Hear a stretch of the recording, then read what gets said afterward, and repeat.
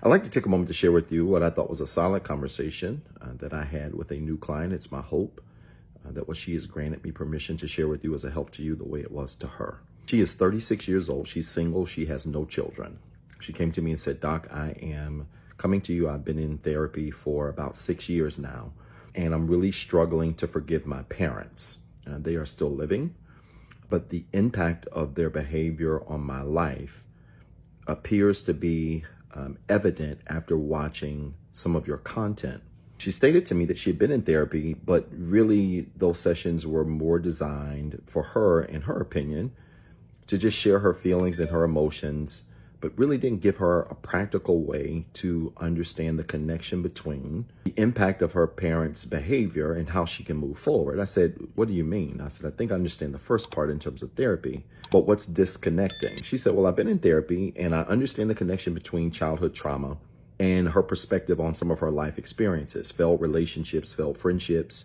She's quite aware that the fact that she has not been able to forgive her parents is very much connected to how she's had so many failed friendships and relationships. She does desire to be married. She made that clear. She wants to be a mother and a wife, but she recognizes that she's got some work to do so that she does not sabotage the potential for her to have meaningful connections, particularly romantic connections in the future. I said, what exactly went on and what is going on with your parents and you?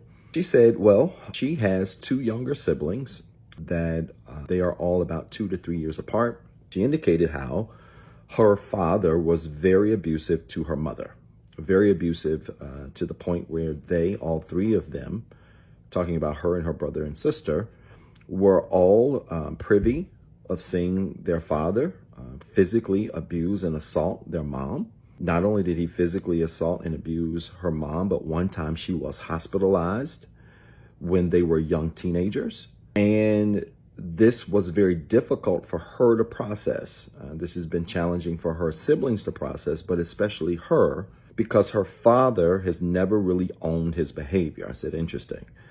I said, why then are you unforgiving of mom? She said, well, frankly, because mom stayed. She said, mom stayed, and mom is one of those women that happens to be one of the sweetest women you will have ever met. And she made it clear, everybody thinks their mom is sweet, but my mom is genuinely a great person whom I believe, as an adult, I came to the conclusion that she simply stayed for us. I said, has your mom ever admitted that? She said she has admitted it over the last year or so, just in deep conversations that we've had. Those conversations were spurred on from my work in therapy. I said, is your mom or your father in therapy? She said, never been. They've never been to therapy. I said, are they still together? She said, they are. I said, is the physical abuse still going on? She said, no, the physical abuse isn't going on. But now, because they are up in age, she believes that her father has calmed those things down, and her mom is, in essence, becoming his caretaker. But she's always been a solid person, but becoming his caretaker because her father is too old to do those things, and he needs someone to look out for him. I said, that's a pretty typical pattern.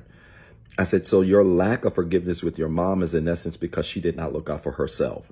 Is that correct? She said, yes, sir, it is. And then she began to cry really hard. And I really did feel for her in this. And she stopped crying. She maybe cried 30, 40 seconds. And when she stopped, she said, Doc, I just need you to help me to be able to process this. How am I going to let go of my feelings about their interactions and its impact on me? It's ruined my relationships. I know I've come into situations where I just didn't trust men. And so that altered my thoughts and my behaviors towards them. She said it's even ruined friendships where I've become very unwilling to trust friends and what they say and what they do, how they showed up. I would question everything. I became very much a person who majored in the minors. She was very detailed in describing those things. She said, but Doc, therapy just hasn't helped me connect the dots. I've been following you for about 4 months now. And I said, I'm just going to give this one last shot. And she began to cry again. And I really felt for her again. I said, ma'am, let's consider an analogy that might help you get some solutions. I said, I want you to consider a fireplace. If you think about a fireplace is your life. Let's imagine a fireplace to be your life. And fireplaces are designed to do what? She said, to burn logs. I said, so perfect. The logs, whether small or whether large, are the things that happen in our lives. Specifically, the logs are offenses. If your fireplace is your life, the logs that you put into it, whether they're small, whether they're big, doesn't matter, those logs represent offense. And this is important because offenses cannot be avoided. Reality is, ma'am, as long as you're breathing, people are going to offend you. Would you agree? She said, I do. I said, let's go further.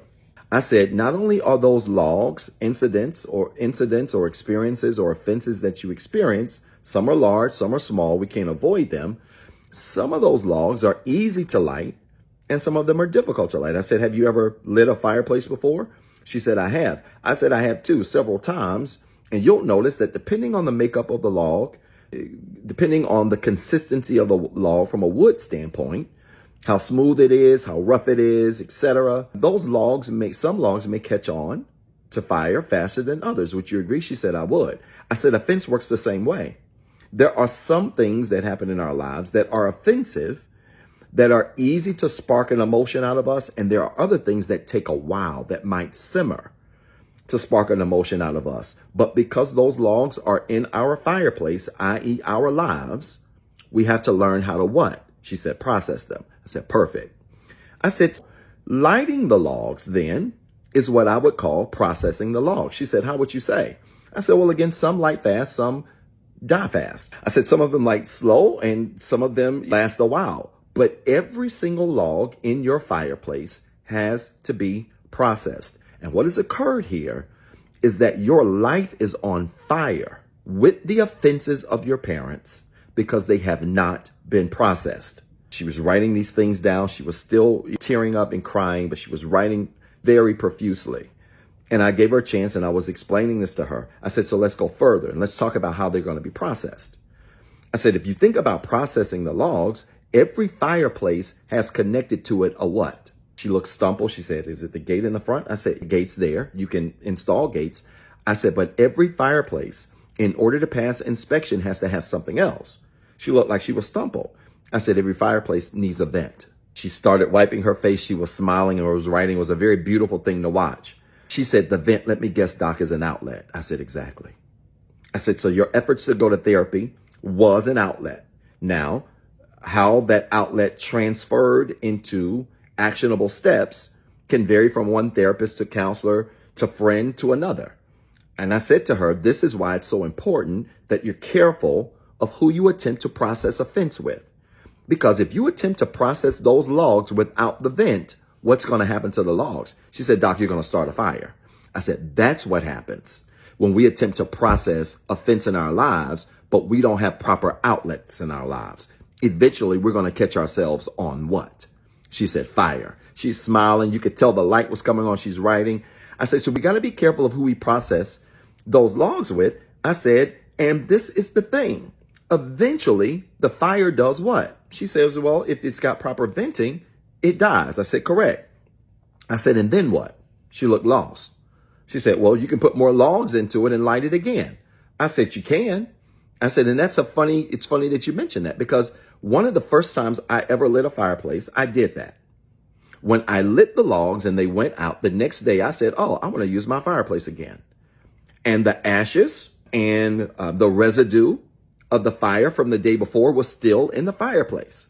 She started smiling. I said, so I put more log on the ashes and the residue, put something in there to ignite it, lit it, and what do you think happened in my house? She said, I know it wasn't good, but I'm not sure. I said, the dust from the ashes and the residue began to sprinkle within my house. And by the time I finished that fire, I went 3 or 4 days where my house was cloudy. Why? She said, because you never removed the ashes and the residue before you put in new offense. I said, ma'am. And then she started crying. I said, ma'am, this is why. The way your parents have offended you with their behavior has compounded over your life over time because you have never processed the logs, the residue that has already been burnt inside of you. But you have attempted to live life not realizing that on top of the offense you already had, you have put more what on top of it? She said, logs. I said, and life has happened and it's done what to the logs? She said, it lit it. I said, and when you light the logs, what do you end up causing in your house? She said, a mess. She started to cry again. So sweet. I let her write. I said to her, I said, so then, ma'am, we got to do something different. I said, the reality is that before we relight a fireplace, what do you have to do to the ashes and the residue? She said, Doc, you got to take it out. I said, ma'am, the only answer to offense is forgiveness. And when you remove the ashes and the residue from a fireplace, you are removing those ashes. The act of removing the ashes is the act of forgiving the offense, because you recognize that you can't process future offense until you get rid of the ashes from the what? She said, from the old offense. I said, interesting. I said, so let's look at this. Then forgiveness is removing the residue of offense. If forgiveness is removing the residue of offense, then there must require a process. She said, Doc, I was going to ask you that. How do I remove the ashes? Help me make this practical. I said, there are two things I want you to remember. It's simple. Number one, you got to accept that offense will come and that it's natural. That the fact that you feel the way you feel about your father and the way you feel about your mother is not only natural, it's normal. And I said, man, we have to normalize offense. I said, so maybe you experience some normalization of offense through maybe things that you discussed in therapy. But one of the things that I do with my clients is I get them to normalize the fact that they're human and that we have a right to feel offended. I said, so number one, we can begin the process of removing the ashes or the process of forgiveness by recognizing that offense is normal. I said, once we do that, number two, it's the powerful step. I said, second, you got to realize that ignoring or delaying how you address the offense only pauses, delays, or destroys your future. She's writing that down. I said, I'm going to say it again. When we ignore how we delay or address offense, it only pauses, delays, or destroys our future. That in and of itself, combined with thinking about our values. What are our values? What are the things at this phase of our life that are most important? You said to me, you want to be married, right? She said, yeah. I said, you said to me, you want to be a mother, right? She said, yeah.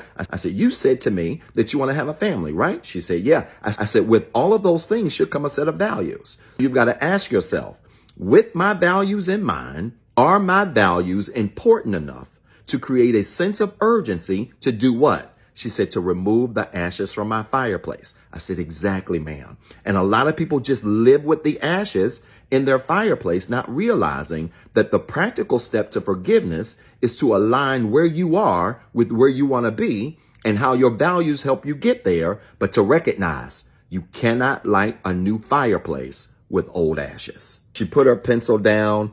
She put her hands over her face. She took a couple of deep breaths. I've been on a lot of calls in my life, and this is one of a few calls where you could literally see the burden and the anxiety lift and melt off of her body. She was so gracious and so kind. We've had about 6 sessions since, and now she's actually been able to have conversations with both of her parents to explain how she's felt. She's let them know that she's let it go. And I'm pleased to say, after 6 sessions, which equated to be about 4 or 5 months, she's met a gentleman that she's very interested in. They've been dating for a few weeks and it's going well. I hope this story made sense. If it did, type church in the comments with 3 R's. And then remember, you've got 2 jobs. 1, be better today than what you were yesterday. And 2, don't forget what I told you.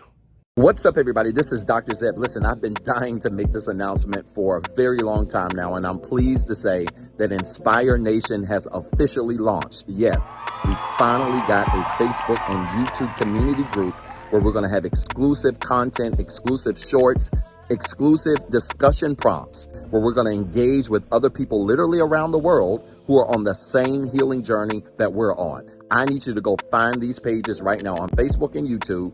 Inspire Nation, follow the page, join the group, introduce yourself, and be prepared to link up with literally thousands of people around the world who are on the same healing journey, who are looking for the same resources, and who want to also be surrounded with other like-minded individuals who are growing in the same direction as you are. I'm so excited about this because it's the beginning of some great things I can't talk about right now. Listen, you got 2 jobs. 1, be better today than what you were yesterday. And 2, don't forget what I told you.